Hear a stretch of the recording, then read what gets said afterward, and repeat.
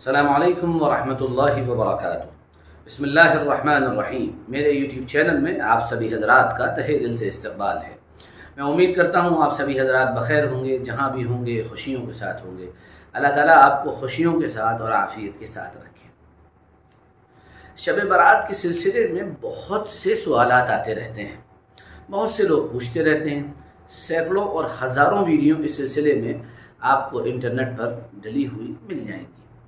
ہم اپنے آج کے ویڈیو میں شب برات کے تعلق سے کچھ اہم ترین باتیں پوائنٹ ٹو پوائنٹ ذکر کر رہے ہیں، اس امید کے ساتھ کہ آپ اس کو یاد رکھیں گے اور آئندہ کبھی کنفیوز نہیں ہوں گے۔ یاد رکھیے، کنفیوژن یہ خود ایک مرض ہے جو کامیاب لوگوں کی زندگی میں نہیں ہوتا ہے۔ کامیاب آدمی اپنی زندگی میں کسی بھی مسئلے میں کنفیوز نہیں ہوتا ہے، بلکہ اس کی ہر چیز بڑی کلیئر ہوتی ہے، بڑی واضح ہوتی ہے۔ تو آئیے بغیر دیر کیے ہم شروع کرتے ہیں اور نمبر بار آپ کے سامنے کچھ باتیں پیش کرتے ہیں۔ نمبر 1، پہلی بات اس سلسلے میں یاد رکھنے کی یہ ہے کہ اس رات کا جو نام ہے شب برات یا شب رحمت یا شب مغفرت، یہ نام احادیث میں اور نہ قرآن میں کہیں نہیں آیا ہے۔ یہ نام علماء نے رکھے ہیں۔ ہماری عوام میں یہ ایک بات اور مشہور ہے کہ یہ جگنے والی رات ہے۔ یہ نام بھی قرآن اور حدیث میں نہیں آیا ہے، یہ عوام نے اپنی طرف سے بنایا ہے، یا چونکہ اس رات میں عوام عبادت کرتی ہے اس لیے اس نے یہ نام رکھ لیا ہے۔ اس کا قرآن و حدیث سے کوئی تعلق نہیں ہے۔ نمبر 2، دوسری بنیادی بات یاد رکھنے کی ہے، اس سلسلے میں ہم کو حدیث میں کیا ملتا ہے۔ دیکھیے، بہت اچھی طرح سمجھ لیجئے، قرآن پاک اس رات کے ذکر سے خالی ہے۔ بہت سے لوگ سورہ دخان کی ابتدائی آیتوں کو اس سلسلے میں دلیل مانتے ہیں کہ اس میں شعبان کی یہی 15ویں رات کا ذکر ہے، لیکن یہ صحیح نہیں ہے۔ وہاں شب قدر کا ذکر ہے، فیہا یفرق کل امر حکیم۔ جو لوگ یہ مانتے ہیں کہ یہ رات شب برات کی رات ہے، یہ غلط ہے۔ اور جو لوگ یہ مانتے ہیں کہ اس رات لوگوں کے پرچے کٹ جاتے ہیں، لوگوں کی زندگی اور موت کا فیصلہ ہوتا ہے، یہ بات بھی درست نہیں ہے۔ یہ رات دراصل اہم رات تو ہے، لیکن وہ رات نہیں ہے جس کے بارے میں عوام سمجھتی ہے۔ انسان کی زندگی کے جو فیصلے ہوتے ہیں، بڑے فیصلے ہوتے ہیں، ان کا ظہور یہ شب قدر کے اندر ہوتا ہے۔ یہ اچھی طرح سمجھ لیجیے۔ اس کے بعد آگے چلتے ہیں۔ اس سلسلے کی اگلی بات جو ہے، جو آپ کہیے دوسری بات ہے جو یاد رکھنے کی ہے، وہ یہ ہے، حدیث پاک میں ہم کو اس رات کے بارے میں یہ بات ملتی ہے کہ اما عائشہ رضی اللہ تعالی عنہ، یہ حضور پاک صلی اللہ علیہ وسلم کی لاڈلی اور چہیتی بیوی ہیں۔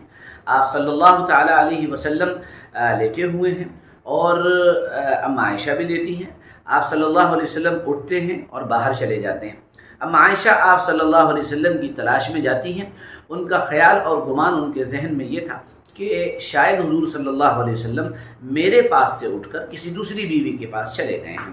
تو وہ اسی جستجو میں جاتی ہیں، تو ان کو پتہ چلتا ہے کہ آپ صلی اللہ علیہ وسلم کسی دوسری بیوی کے پاس نہیں گئے ہیں، بلکہ آپ صلی اللہ علیہ وسلم جنت البقیع تشریف لے گئے ہیں۔ جب آپ رضی اللہ تعالیٰ عنہ وہاں پہنچتی ہیں تو حضور پاک صلی اللہ علیہ وسلم فرماتے ہیں کہ عائشہ، تم کیا یہ سوچتی ہو کہ اللہ اور اس کا رسول تمہارے ساتھ ناانصافی کریں گے؟ یہ بات غلط ہے عائشہ، ایسا مت سوچو۔ تیسری بات جو اس سلسلے میں ہم کو ملتی ہے وہ یہ ہے کہ حضور صلی اللہ علیہ وسلم جو وہاں تشریف لے گئے تھے، جیسا کہ خود حضور نے فرمایا، آپ بقیع والوں کی مغفرت کی دعا کرنے کے لیے گئے تھے۔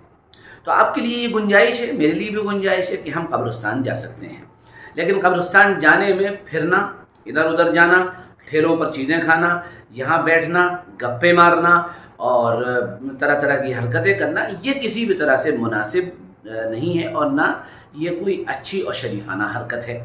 ٹھیک ہے، اب آگے چلیے۔ چوتھی بات جو ہم کو ملتی ہے وہ اس رات کے سلسلے میں یہ ملتی ہے کہ اس رات میں یا کسی بھی رات میں آپ صلی اللہ علیہ وآلہ وسلم سے کسی بھی طرح کی کوئی نفلی عبادت خاص طریقے پر منقول نہیں ہے، یعنی کوئی ایسا طریقہ اور میتھڈ نہیں ہے کہ آپ صلی اللہ علیہ وسلم نے اسی طریقے پر، پرٹیکولر طریقے پر عبادت کی ہو۔ کہ جیسا کہ ہمارے یہاں مشہور ہے کہ پہلی رکعت میں قل هو اللہ احد پڑھو، اور دوسری میں قل یا ایھا الکافرون پڑھو، اور تیسری میں انا اعطیناک پڑھو، اور چوتھی میں الہاکم التکاثر پڑھو. یہ ساری چیزیں بے اصل ہیں، یہ چیزیں قرآن اور حدیث سے ثابت نہیں ہیں. خوب اچھی طرح اس بات کو سمجھ لیا جائے. ہمارے یہاں اس کا بہت رواج ہے. نارمل راتوں میں اور شب برات میں یا جو بھی راتیں گزرتی ہیں ان میں حضور پاک صلی اللہ علیہ وسلم کا جو معمول تھا وہ تھا تہجد کی 8 رکعت پڑھنا اور 3 رکعت وتر پڑھنا. ہاں، آپ صلی اللہ علیہ وسلم کی نماز ایسی ہوتی تھی کہ اما عائشہ فرماتی ہیں کہ تم کیا پوچھو اس کا حسن، کیا پوچھو اس کی خوبصورتی، کتنی خوبصورت نماز حضور پاک صلی اللہ علیہ وسلم پڑھا کرتے تھے. اب اگر کوئی ذاتی طور پر ویسے ہی عبادت کر رہا ہے اور ذاتی طور پر صلاۃ التسبیح وغیرہ کا اہتمام کر رہا ہے تو گنجائش ہے، لیکن ضروری سمجھنا اور اس رات کی خاص عبادت سمجھنا یہ درست اور صحیح نہیں ہے. اس کو اچھی طرح سمجھ لیا جائے. 5ویں بات اس سلسلے کی وہ یہ ہے کہ اگلے دن روزہ رکھنا. آپ رات اگر جاگ رہے ہیں جاگیں، ورنہ آپ عشاء جماعت سے پڑھیں اور فجر جماعت سے پڑھیں، پوری رات کی عبادت کا ثواب ملے گا. لیکن آپ اگلے دن روزہ رکھیں یا نہ رکھیں، دیکھیے سنت طریقہ یہ ہے کہ آپ صلی اللہ علیہ وسلم 13، 14، 15 کو روزہ رکھا کرتے تھے، اور یہ چونکہ 15واں دن ہوتا ہے تو اس لیے اس دن بھی حضور صلی اللہ علیہ وسلم روزہ رکھا کرتے تھے. ہاں، بعض روایات میں جو بڑی ضعیف روایتیں ہیں، بڑی کمزور روایتیں ہیں، اس میں آپ صلی اللہ علیہ وسلم کا عمل منقول ہے کہ آپ صلی اللہ علیہ وسلم نے اس رات میں جیسے عبادت کرتے تھے ویسی عبادت کی، اور اگلے دن کے بارے میں فرمایا کہ اس رات میں جگو اور اگلے دن روزہ رکھ لو.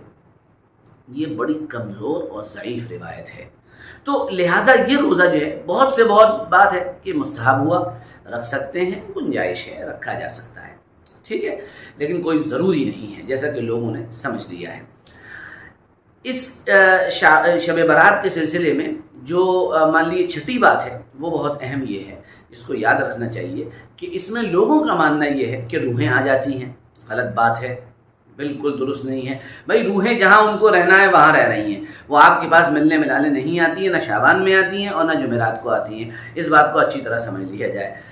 اس سلسلے میں 7ویں بات یاد رکھنے کی یہ ہے کہ آدمی اگر اس رات میں مان لیے جگتا ہے اور عبادت کرتا ہے تو اس کو ثواب ملے گا، اس میں کوئی شک نہیں ہے.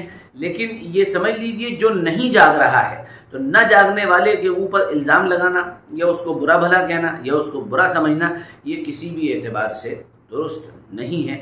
اس کو اچھی طرح سمجھ لینا چاہیے.